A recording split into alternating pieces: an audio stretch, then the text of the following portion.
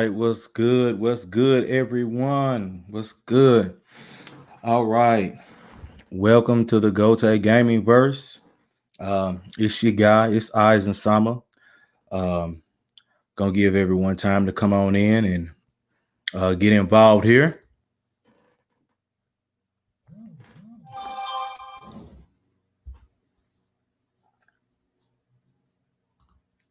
All right, so today, as the title says, it's all about the hero. I'll be going over my top five, my five favorite good guys spanning across comics, anime, um, movies, such, etc. So now going with what we have here, starting off with my number five, as you can see who I have up here, I have Gambit, Remy LeBeau. What's good, Uyori? What's good? What's good? I have Gambit, Remy LeBeau. That is my number five. What's good, Lawrence? What's good? Glad to have y'all in the building. I have Remy LeBeau Gambit as my number five. He was a great, interesting character. He didn't get a whole lot of focus at times, but he was a very interesting character. Pretty powerful too. Not Omega level, but he was pretty powerful. And just a very great character all around, interesting character. Uh, That's so he's actually my second favorite individual character in the X-Men. Of course, Magneto being my number one, but it's not about the villain today. It's about the good guy. So Gambit came in number one as far as that, on that end. And I always like the whole dynamic between him and Rogue. Their couple and their banner and between each other was always exciting. It was it had it was just a great combination with those two, and a great character in him. Okay, now going for my number four. Man, this one was a tough one for me. Um, let's see here, pull them out. This one was a tough one for me because there to me there are plenty of good characters, but um, it was just tough for this one for me. So going number four here, I'm going with this guy right here.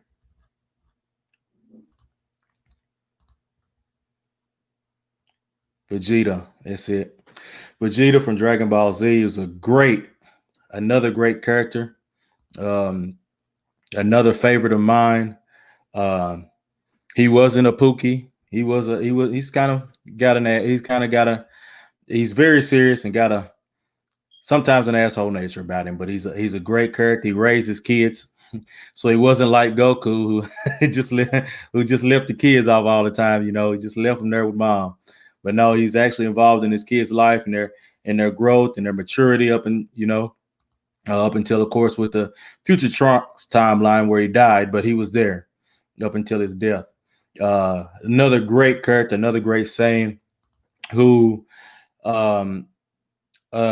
had purpose, and I always found the dynamic between him and Kakarot, as he likes to call him, very interesting. There was a respect born between them after fighting each other because of them wanting to see better. Boardroom Pookie. Him wanting to see better for their respective race, and because the one thing about Vegeta, when you look at it, when he killed Nappa because ultimately he hated a nigga. He could not stand. He could not stand that type of mentality, which is why I think he gained a respect for Kakarot, not only with his fighting ability, his natural fighting talent. Vegeta, is much more a methodical character who plans everything out and He's a very opportunist. So you give him an opening, he is going to take it and take full advantage of it to the best of his ability. But a great all around character, and when they turned him from a villain to the good guy, it kind of added another dimension to the cast of characters there. All right, now be going with number 4. I did not get. Let's see here. Did I get? Sometimes these doggone pictures they don't save. I guess something's not right about them. But number 3, rather number 3. I am going. Yep, nope, it did not save. Doggone it. It's all right. Let me see. It's all right. It didn't save, but we'll know who the third one is I'm talking about. The third one is the great Luke Skywalker. He was a great character. As far as especially in the movies, seeing his growth and maturity in the movies. But when you also read the books, if anyone's ever read any of the expanded universe, just being able to see how powerful he actually was. I mean, Luke was very, very powerful. And the kind of a sense of justice and goodness that he embodied is what made the last, especially the second of the last 3, made them horrible. The last 3 movies, because there's no way I could just buy Luke Skywalker just wanting to kill a kid for no reason, and it being his own blood. So it was just terrible writing with these last 3 movies. I mean, people had complained about the about the other 3, with Phantom Menace and Attack of the Clones and Revenge of the Sith, but these last 3 to me were even worse. But Luke was a very powerful character, a strong sense of justice, and a very very appealing and magnetic character. You couldn't help but like the character. And then especially in the movies, whenever it got, especially the first one, A New Hope, whenever the banner between he and Han, it was just great. Their whole that whole friendship there between them that that grew, and the confidence that they had in each other and their abilities. It was wonderful characters, wonderful story. All right, now moving next on to my number 2. My number 2. Let me pull them out. My number 2. It'll be Ichigo Kurosaki. He is the main character for my favorite anime, Bleach. He's a very good character, very wonderful character. And to me, he's probably, I think, as far as an anime that I've seen, he's probably one of the most polarizing main characters. He's got a lot of depth to him. Being able to see his growth and maturity throughout the entire anime series is pretty awesome. Seeing how he grows from just wanting, from the trauma that he had of losing his mom from to a hollow, and then wanting to protect his family, his sisters, from that, and then just seeing him grow to actually seeing him that he just wants to actually end up he wants to protect everyone. He, even in all of his battles, I think I can only think of one individual that he actually, well, I guess 2. When I go back to it, 2 individuals. Well, one kind of actually ended up killing himself, really. But when you can kind of put a kill list on him, and the first would be Ukiora, and in the Arnica arc in Wakamundo, and then Genjo, the substitute Soul Reaper, and in that arc, that final one.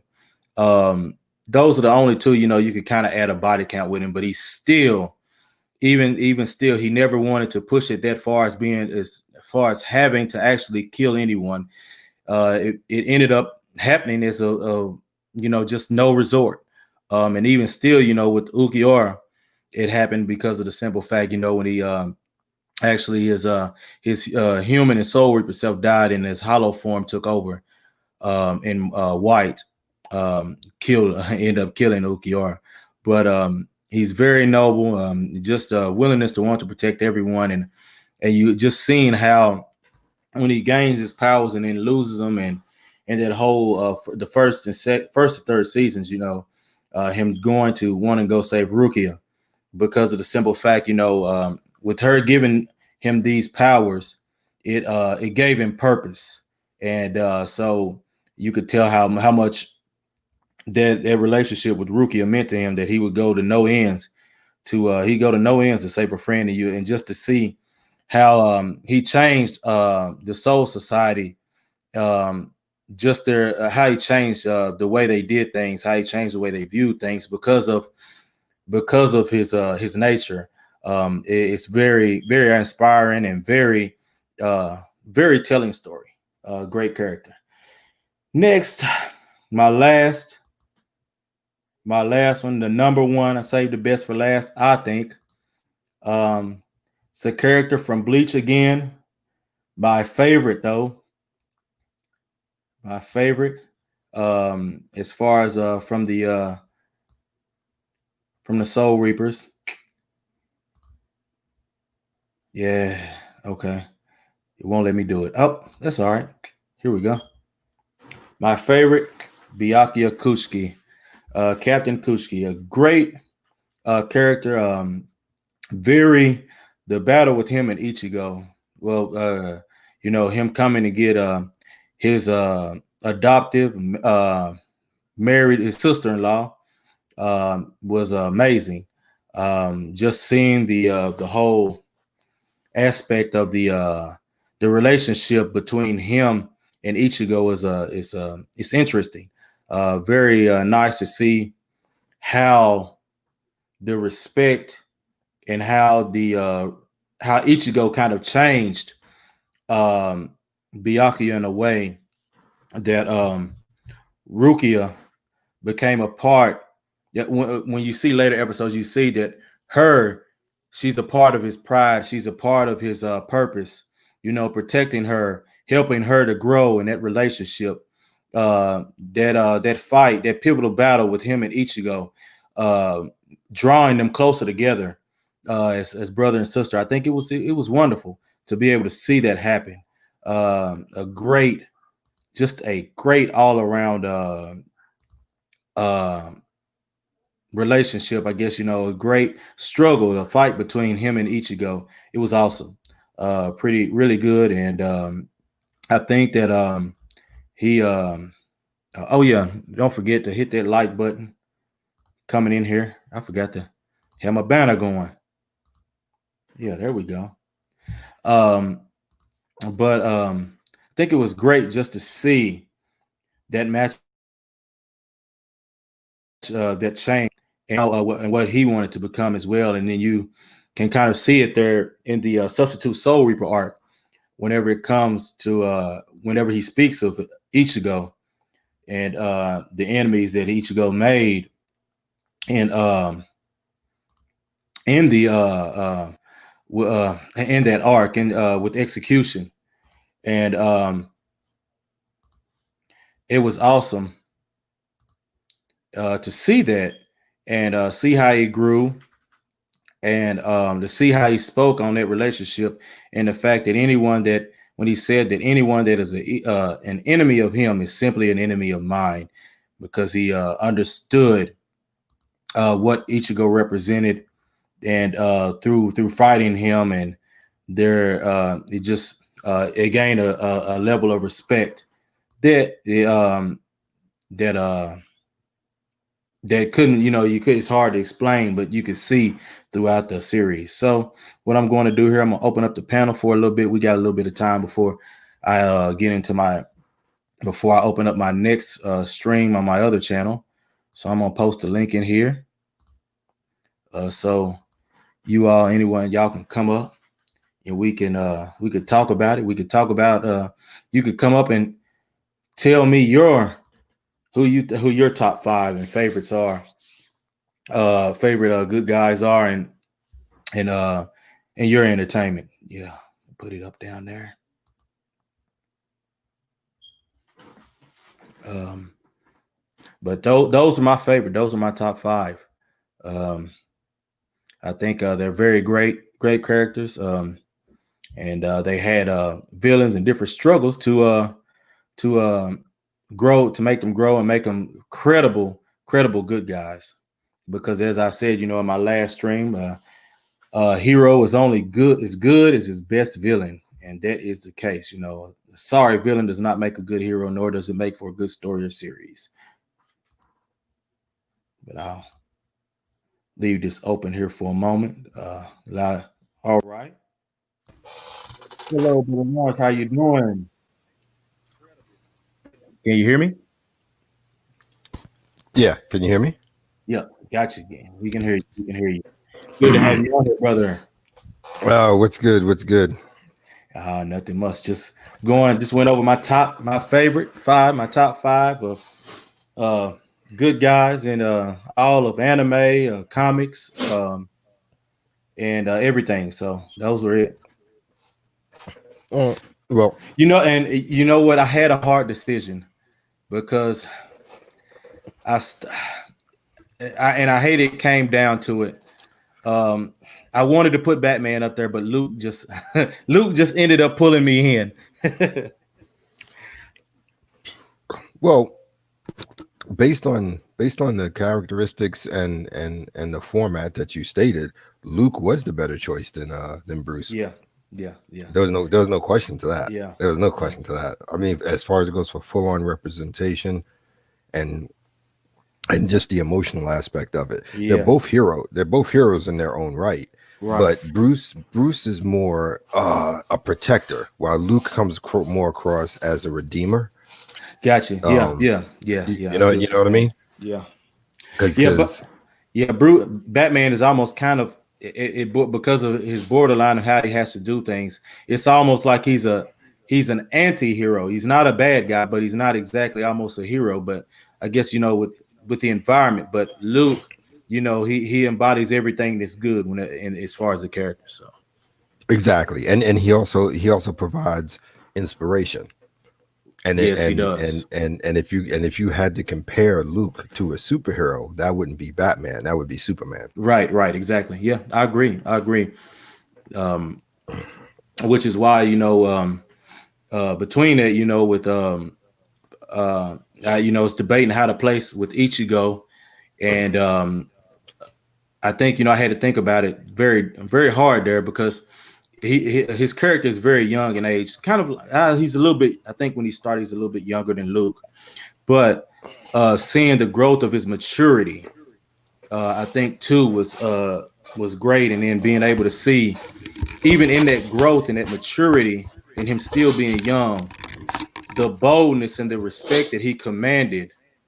Um, if anyone's ever seen that Genjo, that substitute Shinigami arc, it was amazing, for him whenever he went after he wanted to recover Genjo's body, and he went to Soul Society, and he just pretty much said, "Hey, look, I want to recover him. He was human, and I want to bring his body back and bury it because he was the substitute he was the substitute soul reaper before me, and just him being able to command that respect, to be able to say, hey, look, we're gonna absolve him of what he did wrong.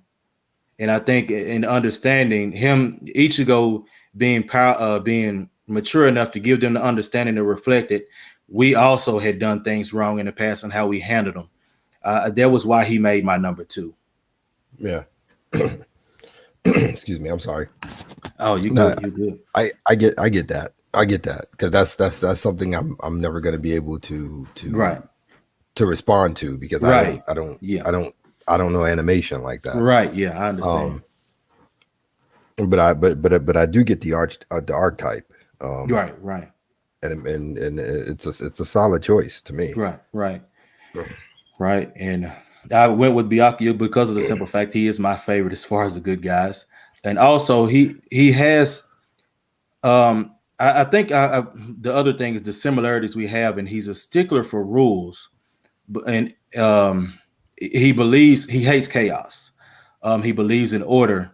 So I think the whole struggle whenever they had to go with whenever he had to choose with allowing his sister to die, bringing her back, or choosing to fight for her. I think that was a very tough choice because of he's very serious about the vows he made. I mean, making the vow to even bring the sister into his wife who was dying at the time. I think, and then making the second vow after that to his parents after they had died. About not breaking another law, and then that fight with him and Ichigo, barely winning because Byakuya took him. It didn't take him seriously. That's really the only reason why. And but him him telling him, that, and he asked Ichigo, what would he have done? He told him, he would fight to change the laws. He would fight to make them better. And just that impact of that answer and how it affected him, even though he still, believes in order, just him believing and wanting to actually change and make a better order and a better set of structure, I think is what kind of gravitated me toward that character. Interesting. Would you say the like what we just did based on what you said, based on what we just did with Luke in comparison to Superman, would Mm-hmm. you say he's a closer interpretation or variation of Batman? Because listening to what you were saying about the choice he had to make between his sister and the fighting and all that good stuff, that sounds like those kind of situations Bruce maybe finds himself in a lot. maybe that, or to me, maybe more so towards John Stewart, as far as because the simple fact he's almost kind of militaristic in as far as his order and his goal. Well, not his goals, but as far as order and respect and all that. To me, I would go more towards the militaristic version of John Stewart, the Green Lantern. To me personally. Yeah, okay. That makes sense. Because I mean, his whole respect of rank and him actually being of noble blood and all those things, he takes a lot of things into account. But I think he also takes facts into account as well. Uh, Maybe at some point, it's sometimes maybe a little bit of Batman, but I think it'd be more so towards going towards John Stewart. So okay, so what you're saying is, and this is just me trying to understand, because like I said, Right. I'm not anime. So if I understand it, what you're saying, he's more soldier than Avenger. Yes, yes. Okay. I think yeah, he's more soldier than Avenger. I think but the thing is I can't say that the profound effect that Ichigo had on the Soul Society, the 13 Gote, was so profound that it caused them to actually change the way they viewed and did things, which is actually what the Captain Commander Ginryusai Yamamoto actually it's what I think Ichigo embodied the vision of what he wanted Soul Society to be because of the simple fact before that, it was terrible, it was lawless, it was more like Gotham. Genry Asai was at that time he was probably more like Batman. Uh, Shout out, let me pause here for a minute. Shout out to New. No, man, my bad. I didn't know, but my bad. I didn't realize you had subscribed. But thanks for subscribing, New. I appreciate it, man. Um, but I think that he early on, Ginryu side would be who would I would more like put with Batman because of his assessment of everything. He sits back and watches um in the whole Eisen arc. He sits back, watches everyone, and he only gets involved whenever he has to. He lets everyone else pretty much do their things, and he's very calculating and cold in his approach to when he has to do things. He'll even sacrifice himself like Batman to defeat an enemy that is more powerful or even more cunning and malicious than he would be. So that's why I kind of take the difference on him not really being so much like Batman. Okay. All right. Yeah. But yeah, man, I'm telling you, you should check it out sometime, man. I'm telling you, you're missing a treat with a lot of good characters. But Well, yeah, I mean, I know I am because, like I said, yeah, I used to watch anime, a right, long time ago. But the thing is that I've missed so much of it. There's like 22 seasons and stuff with some of yeah, these things, yeah. and Some that of and them that, are that and that's that. huge. Yeah, that's hours upon hours that I Yeah, just I don't get have it. right now, and I I'd know, I hate to get it. start it and then have to stop. Right, right. That would just be brutal. And the thing is, Um, with Bleach, it's done. Well, it's gonna start up here next year. Actually, I finished in the last arc in the manga, and I got to get some books actually because I want to read there to kind of uh, expand, on what because the manga and anime, some things go in and some things don't. There are a few things that are different, but it's pretty much they correlate enough. yeah. But a lot's left out. But I want to try and catch up with that. But it's very it's good to see them. I guess the only question I got next: what would your five be if you thought about them? I figured you probably have, but Based on what the parameters that you set. oh well, yeah. I mean, just for your favorite good guys, where span across comics, old anime, movies, whatever. Well, well, the same well, I have the same problem you do and everybody else does. There's so many. Right. Yeah, I get it. I Well, get it. number one is always going to be Batman for me. Yeah, I figure so. There's no Yeah, I number one figure is going to be so. Batman for me. I would say after that, well, right out the gate, the first three would be Batman, Captain America, and Mm. Cyclops from the X-Men. Okay. Okay. Okay. Those would be my first three. Gotcha. The last two would be difficult for me because Gotcha. people would probably think I'm crazy, but I think Magneto and Doctor Doom are heroes. Ah, okay. Um, Doctor Doom, I can kind of get why they would think you're crazy. Rather, Yeah, yeah, I yeah, don't. I yeah. don't. I don't know enough in the story to understand why he would be viewed as a hero. But Magneto, I completely get because of the simple fact he tried everything he could to actually separate from humanity to where they could do their own thing, where the mutants could do their own thing and humans could do their own thing. But they kept sending sentinels, they kept attacking. He even went to outer space, with Hmm. asteroid M, and Hmm. they came there. And so, he tried to do everything he could to get away, but they kept coming. So yeah, I mean, me, I get it. If Yeah, somebody keeps coming at me, I'm gonna say, look, forget it. It's time for me to take the war to them. yeah. And if I had to do a quick runner up, after the five, the next on my list would be Lex Luthor. So Oh wow. Huh, yeah, okay. that's what I'm saying. I know people would have issues with me with those last Wow. three. I knew, but like Well, Lex wow. Luthor. I guess why would it be Lex Luthor? Because of the simple fact when Superman kind of made him in the origins.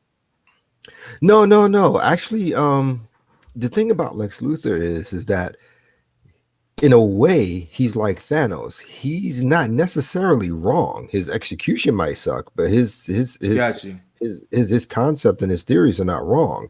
Lex's issue with Superman is that he feels where humanity's concerned, having someone here who will save you from everything diminishes the requirements of us as a species to learn how to survive, to expand, to become greater than what we are. At the end of the day, Lex Luthor at the core is a humanist. He believes in humanity before he believes in people like Superman. and Right, in that right. res- Yeah, I agree there. and yeah, and in that respect, he's not wrong. Earth for Earthlings, that kind of thing, But Right. he's not necessarily wrong. Even so much to the point that in certain stories, if you look at it, even Superman acknowledges that he has a point because Yeah. he struggles with that every day. He can't be everywhere at once, even though everybody expects him to because he's Superman. He can't he can't just show up because he knows that if he does too much for humanity, they'll come to rely on him as if he's some great savior. Even Superman acknowledges Lex is right to a large Yes. degree. Yes. Yes. He It's does. just it's You're just right. that it's just that Lex's execution on trying to make it happen is where he goes wrong. Right. Yeah. He you know, don't care. Yeah. and in that respect, that's when you can see as just a basic, it's very basic, but there's a foundation where you can see Lex being similar to Magneto, Okay. where it's about saving his people. Right, right, right. You see what I'm saying? Yeah, no, I got you there. I got you there. Okay. That's a good explanation. To piggyback off what New, but bring up what New brought up here, Magneto was like a pro-black to a certain extent because he cared about his people. They even said in the writings, New, whenever they created the characters of Magneto and Professor X, that Professor X, he was written with his personality base being around um, Martin Luther King, and Magneto, his personality aspect was that of Malcolm X. And Yeah. that's why I kind of got it. He tried to do things. He wanted to separate himself from the people that did not want him and did not want to receive him. And while Professor X wanted to integrate, just like with Malcolm, or just like with Martin Luther King. And even later on, you have Professor X actually even saying that Magneto was right. He Yeah. was right in the Yeah. beginning. He was right in the beginning to want to separate because it just would never happen. It could not happen. They would not be able to coexist. And Magneto tried to do things in a more peaceful way. But when push came to shove, when push came to shove, if you gonna hit him, he coming back. And I get it, and I agree. Mhm. Yeah. um, Yeah. And Chris Claremont, the writer, who did that, he made it abundantly clear he did that on purpose, yeah, giving the two of them those personalities. He did it on gotcha. purpose. He knew Yeah. exactly what he was doing. Yeah, yeah, and it was great. That's why that was my favorite Marvel comic. I think the writing for him, for the X-Men was just wonderful. I think it was great, especially at that Hmm. time in the '90s. I guess my next would be why Doom is your number five. Explain on that because like I said, I know that's the oldest. That's the beginning of Marvel comics. Is the Fantastic Four, but I guess my curiosity is why because I don't know enough about Doom to to be able to understand. I know little bits and pieces here and there, but why was he your number five? Because Doom, if you look, if even though Lex Luthor came first and Magneto came after, you wouldn't have either one of them at the level they are now if it wasn't for Doom. Okay. There are aspects of Doom's personality and the core of who he is, um, that you will find spreads out across the board. Like, okay, Doom runs the small kingdom of Latveria. Right. Okay, so he's a king. Mm-hmm. He took that country over because of the people who were there before that controlled it, who were responsible for the murders of his mother and his father.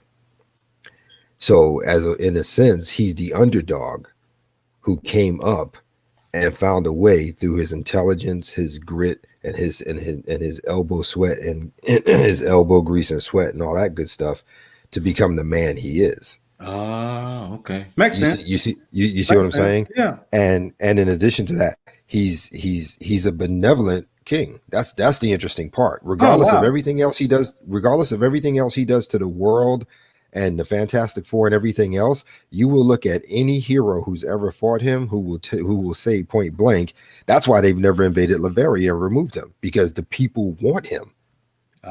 He's good to the people. Yeah, He's good yeah, to us. Oh exactly. well. Now, Uh, now, don't get me wrong. They do live in fear of him, but they live in fear of him because they know what he that can if do. they not just because of what he can do, but because he set rules in place that is to be beneficial for them. If they break Got it, you. they know the punishment would be Right. severe. Right. Well, that's what I Which, meant. That's what I meant by yeah, what he can do. Yeah. I got you. yeah, My yeah, bad. which it should be. now, now, just to prove the thing about Doom, take this in consideration. Doctor Strange and every other magician on the planet has stated on numerous occasions, that Doom, for all intents and purposes, after Steven, should be the next master of the mystic arts. He should be the Wow. next Sorcerer Supreme. He's that good. Yeah.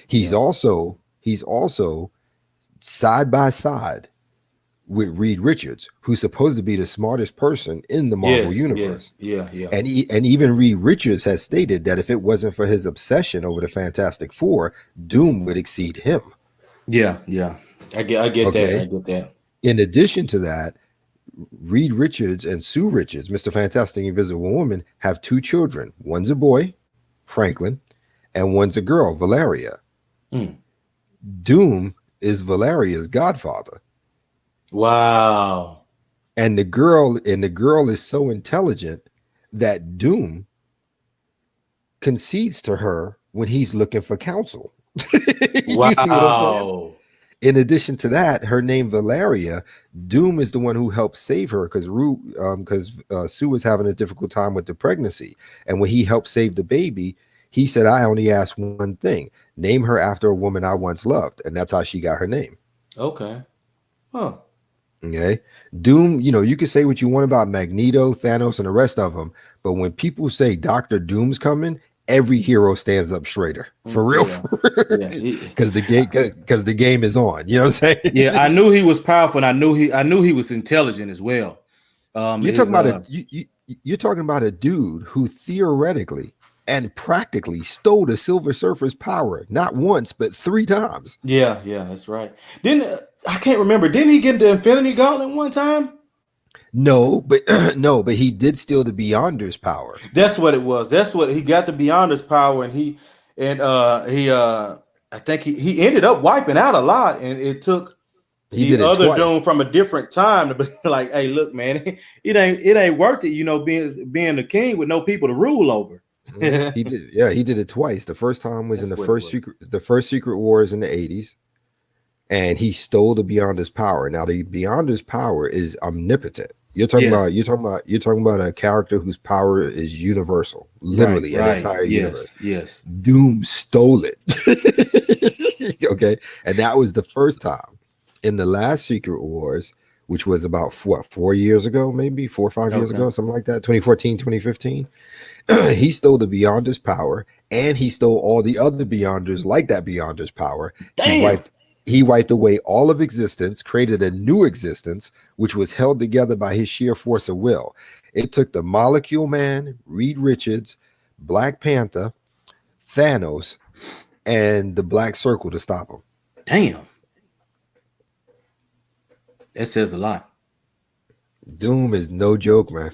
Yeah. Dude, Doom is no joke. But like I said, at the end of the day, and here's the thing about him, he's already proven that he can run an entire country, right? Right, right, right.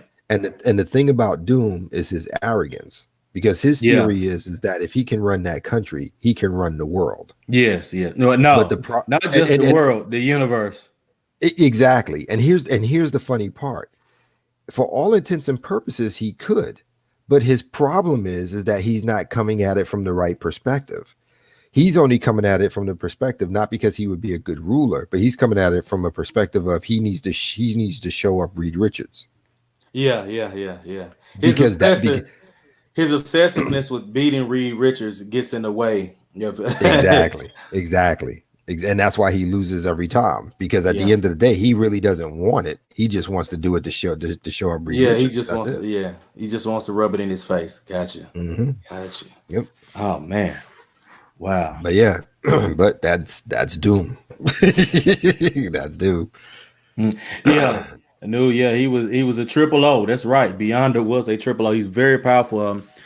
He Yeah. it almost makes me think about God, there's a guy in DC who I can't think of his name. Whenever it gets to the Kingdom Come arc, I remember he he came. I think he came to Lex Luthor for something because he was and he was pretty much how to explain. He was almost like the right hand of God in a way, or the left hand of God, or something like that. He's very powerful. Are you talking about And the Spectre? no, not the Spectre. I forgot about him being powerful too. It was another one. He only showed up at certain moments. I can't remember.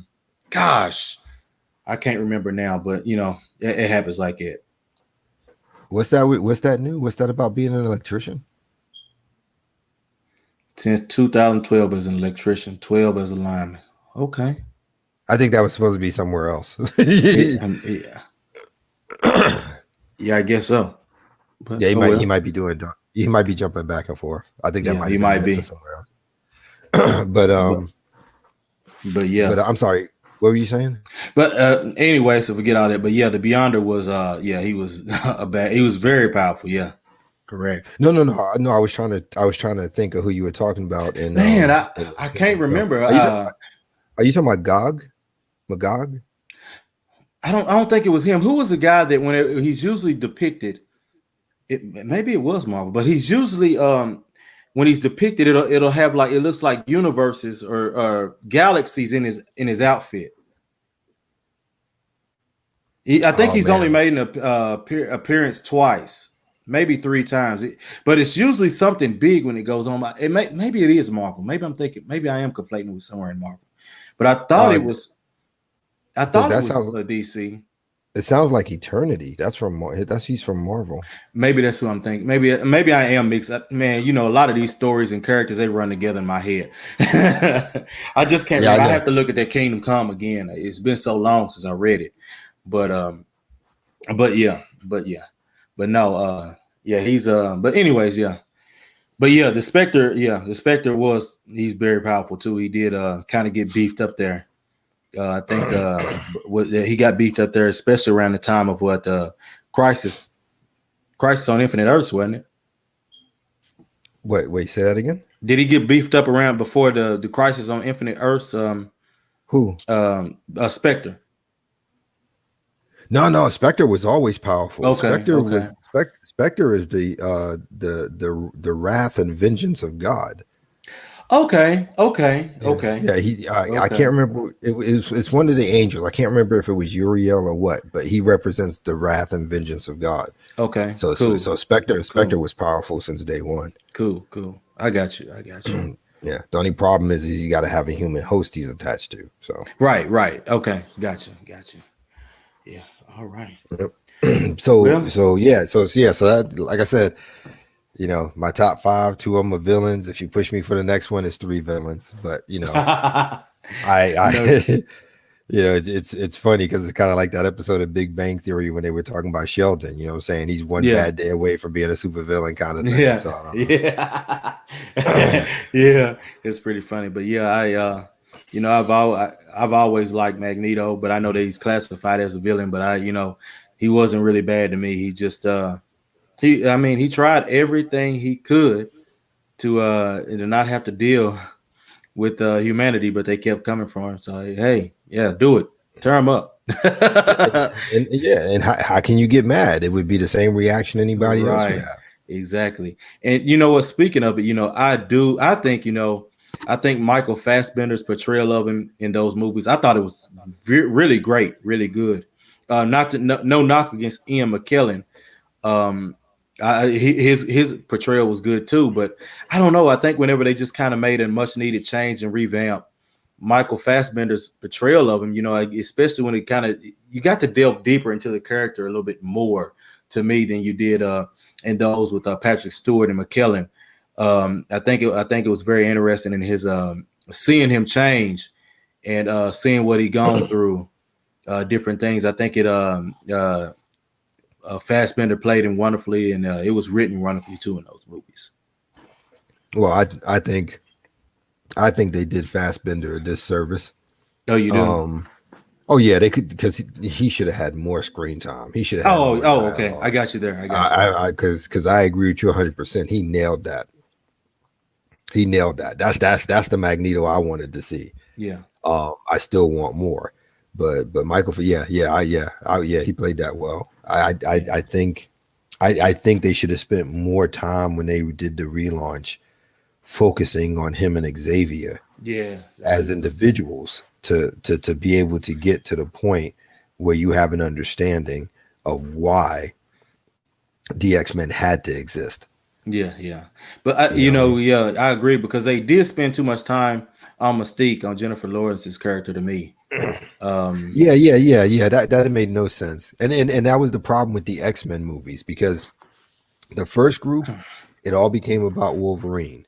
The second batch of them became all about Mystique, and the X-Men were always an ensemble thing. Yeah. True. Yeah, nobody ever, was more important than the other. I mean, you had fan favorites, of course, Of course. but when they did the films, man, they just made it one. Like I said, the first group became Wolverine centric. The second group became Mystique centric. That's not how the X-Men work. It's not. Right. Right. Yeah, new. I heard about that. One above all. That's supposed to represent God. Huh. I never heard of it. Never heard of it. Yeah. Uh, they both DC and Marvel use it. They just tweak the name a little bit. But Oh, one okay. above all is but one above all is supposed to be God. Okay. Okay. At least that's what it originally was. The new stuff they doing nowadays, they could have changed it for all I know. Gotcha. but the one Gotcha. but the one above all is supposed to represent the ultimate power, which is God. Gotcha. Gotcha. And that should be Marvel. By the way. Okay. Okay. All right. Yeah. Yeah. You know what? It is. The one above all is Marvel, and DC calls theirs the presence. That's right. That's right. Oh, okay.